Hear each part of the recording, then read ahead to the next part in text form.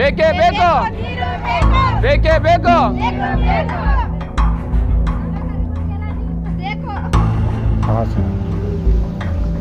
ಇದ್ರ ನೀರು ಯಾಕೆ ಇಲ್ಲಿ ಮತ್ತೆ ನೀವು ಹೊಲ್ದ ಎಷ್ಟು? ಹಾ, ಅವ್ರೇನ್ ಬೈಯಲ್ವಾ? ಬೈತಾರೆ ಸರ್, ಬೈದ್ರು ಕುಡಿಯಕ್ ನೀರ್ ಬೇಡ್ವಿ, ಹಂಗ ಬೈಸ್ಕೊಂಡಾದ್ರೂ ತರ್ಬೇಕು ಒಂದ್ ಬಿಲ್. ಹೌದೇನು? ಮತ್ತೆ ಪಂಚಾಯತ್ರಿಗೆ ಕೇಳಿಲ್ಲ ನೀವು ಯಾರಿಗೂ? ಹೇಳಿದ್ನಂದ್ರೆ ಹೇಳ್ತೀನಿ ಇಲ್ಲ. ಹಾ, ಅಲ್ಲಿಂದ ತಗೊಂಬಂದ್ ಪಾಪ ಇದು ಮಾಡ್ತೀರಾ? ಹಾ, ಕಷ್ಟ ಅಲ್ವಾ ಪಾಪ. ಚೌಳಟ್ಟಿ ಗ್ರಾಮ ಪಂಚಾಯಿತಿ, ದಾರ್ನಕುಂಟೆ, ಹುಲಿಕುಂಟೆ ಹೋಬಳಿ, ಶಿರಾ ತಾಲೂಕು, ತುಮಕೂರು ಡಿಸ್ಟಿಕ್ಕು.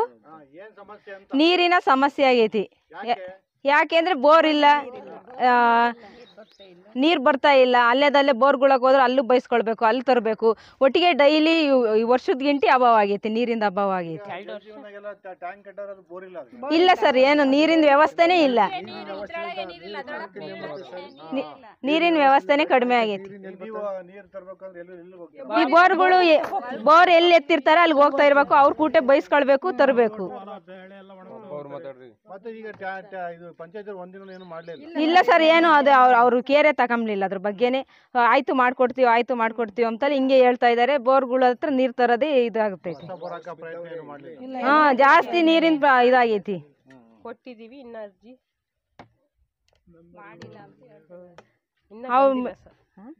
ನೀರು ಎತ್ತಿರೋದಕ್ಕೆ ಹೋದ್ರೆ ಅವ್ರ ಕೂಟೆ ನಾವು ಸರ್ ಬಂದಾಗ ಬಯಸ್ಕೋಬೇಕು. ಯಾಕೆ ನೀರು ಕುಡಿಯಕ್ ಹೋಗ್ತೀವಲ್ಲ? ಇಲ್ಲ, ಕೊಡಲ್ಲ ನಾವು. ನಮ್ಗೆ ನಾವು ಬಂಡವಾಳ ಹಾಕಿಲ್ವಿ. ನೀವೇನ್ ಬಂಡವಾಳ ಹಾಕಿದ್ರ ನೀರು ಬರಕ್ಕೆ ಅಂತ ಕೇಳ್ತಾ ಇದಾರೆ. ನಾವ್ ಎಲ್ಗೆ ಹೋಗ್ಬೇಕು ನೀರಿಗೆ? ಎಂದು ಈ 3 ವರ್ಷದ ದಟ್ಟಿ ನಮ್ಗೆ ಇದೇ ರೋಸೆ. ನಮ್ಗೆ ಯಾವ ಸಪ್ಲೈ ಏನಿಲ್ಲ, ಯಾವ ಸೌಲಭ್ಯನೂ ಇಲ್ಲ. ಇಲ್ಲ ಬಂದ್ ಅದಕ್ಕೆ ಅಡ್ಜಸ್ಟ್ ಮಾಡಿದ್ರೆ ಅದ್ ನೀರ್ ಬರ್ತಾ ಇಲ್ಲ. ಮ್ಯಾಲ್ಕೆಲ್ಲ ತಂದು ಕೊಡ್ತೀವಿ ಅಂತಾರ, ದಿನಾನ ಬರಂಗಿಲ್ಲ, ಮಾಡಂಗಿಲ್ಲ. ಇಲ್ಲ ಹಾಕಿಲ್ಲ. ಅದನ್ನ ವ್ಯವಸ್ಥೆ ಮಾಡಿಕೊಟ್ಟ ಇಲ್ಲ ನಮ್ಗೆ. ಏನು ಮಾಡ್ಕೊಡ್ತಾ ಇಲ್ಲ. ಕೇಳವ್ರಿ ಸರ್, ಬತ್ತೀವಿ ಹಾಕಿಸ್ತೀವಿ.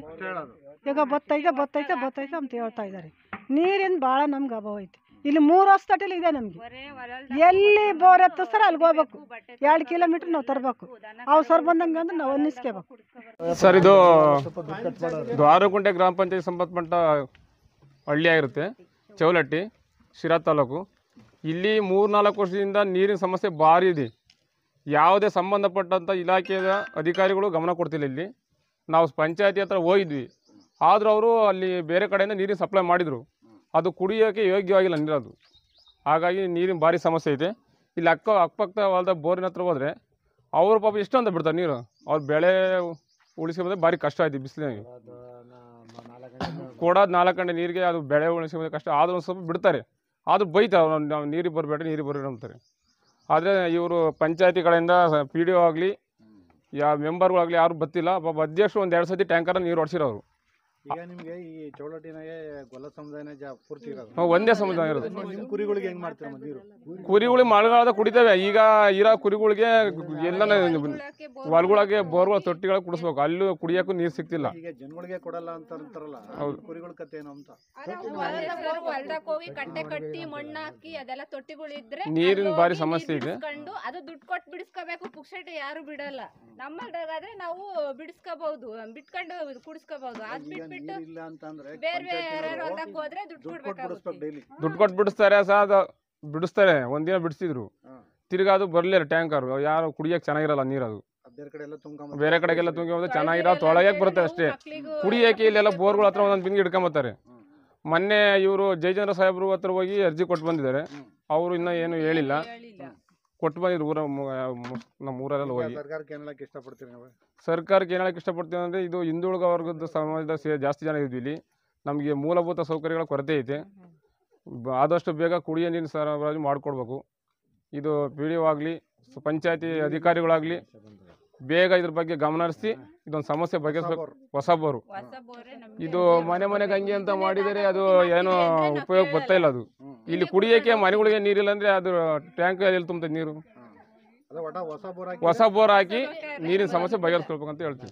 ಹೊಲದಕ್ಕೆ ಹೋಗಿ ಮಕ್ಳಿಗೆ ಸಮೇತ ನೀರು ಎಲ್ಲ ಸ್ನಾನ ಮಾಡೋಕ್ಕೂ ಬಟ್ಟೆ ತೊಳೆಯೋಕ್ಕೂ ದನ ಕರುಗಳಿಗೂ ಎಲ್ಲದಕ್ಕೂ ನಾವು ಹೊಲದಕ್ಕೆ ಬೇರೆ ಹೊಲ್ದಕ್ಕೆ ಹೋಗ್ಬೇಕು. ಹತ್ರ ಯಾರು ಬೋರ್ ಹಾಕ್ಸ್ಕೊಂಡವ್ರೋ ಅದ್ರೊಲ್ದಕ್ಕೆ ಹೋಗಿ ಅವ್ರ ಕುಟ್ಟು ಬೈಸ್ಕೊಂಡು ಬೇಡ ಅಂದರೂ ಅಲ್ಲೇ ಬಟ್ಟೆ ಜಲ್ಸ್ಕೋಬೇಕು, ಅಲ್ಲೇ ಸ್ನಾನ ಮಾಡಬೇಕು, ಎಲ್ಲ ಮಾಡ್ಕೊಂಬರ್ಬೇಕು. ನಾವು ಯಾರು ಏನಂದ್ರು ನಾವು ಚೆಮ್ಕಡಕ್ಕೆ ಹೋಗ್ಬೇಕು ಅಂದ್ರೂ ನಾವು ಹೊಲ್ದಾಗ ಅವ್ರ ಎಲ್ಲನ ಹತ್ರ ಇರೋ ಬೋರ್ಗಳು ತಕ್ಕ ಹೋಗಿ ಅಲ್ಲಿ ತುಂಬ್ಕೊಂಡು ಅವ್ರ ಹತ್ರ ನಲ್ಲಿ ತಿರ್ಕೊಂಡು ತೊಳ್ಕೊಂಡು ಅಲ್ಲಿ ಬರ್ಬೇಕು ಕ್ಲೀನ್ ಮಾಡ್ಕೊಂಡು.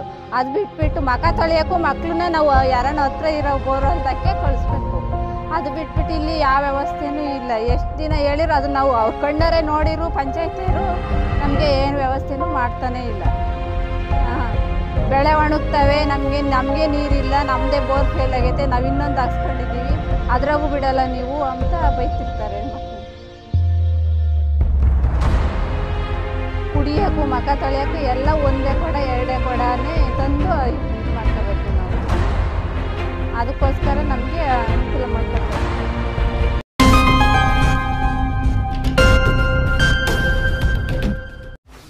84ರಿಂದ 50 kg ಬಂದೆ.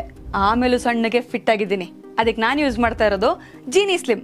ಸಣ್ಣ ಆಗೋಕ್ಕೆ ಜೀನಿ ಸ್ಲಿಮ್ ಯೂಸ್ ಮಾಡಿದೆ, ಹೆಲ್ದಿನೂ ಅದೇ. ನೀವು ಸಣ್ಣ ಆಗಬೇಕಾ, ಹೆಲ್ದಿ ಆಗಬೇಕಾ? ಹಾಗಿದ್ರೆ ಜೀನಿ ಸ್ಲಿಮ್ ಯೂಸ್ ಮಾಡಿ. ಸಣ್ಣ ಆಗೋದಕ್ಕೆ ಯಾವುದೋ ಪ್ರಾಡಕ್ಟ್ ಹೇಳ್ತಾ ಇದ್ದಾಳೆ, ಏನಾದರೂ ಸೈಡ್ ಎಫೆಕ್ಟ್ಸ್ ಇದೆ ಅಂತ ಯೋಚನೆ ಮಾಡ್ತಾ ಇದ್ದೀರಾ? ಖಂಡಿತ ಇಲ್ಲ, ಯಾಕಂದರೆ ಇದು ಕೆಮಿಕಲ್ ಫ್ರೀ. ಸಣ್ಣ ಆಗಬೇಕು ಅಂದರೆ ಜೀನಿ ಸ್ಲಿಮ್ ಯೂಸ್ ಮಾಡಿ. ಹೆಚ್ಚಿನ ಮಾಹಿತಿಗೆ ಕೆಳಗೆ ಡಿಸ್ಪ್ಲೇ ಆಗ್ತಿರೋ ನಂಬರ್ಗೆ ಕಾಲ್ ಮಾಡಿ.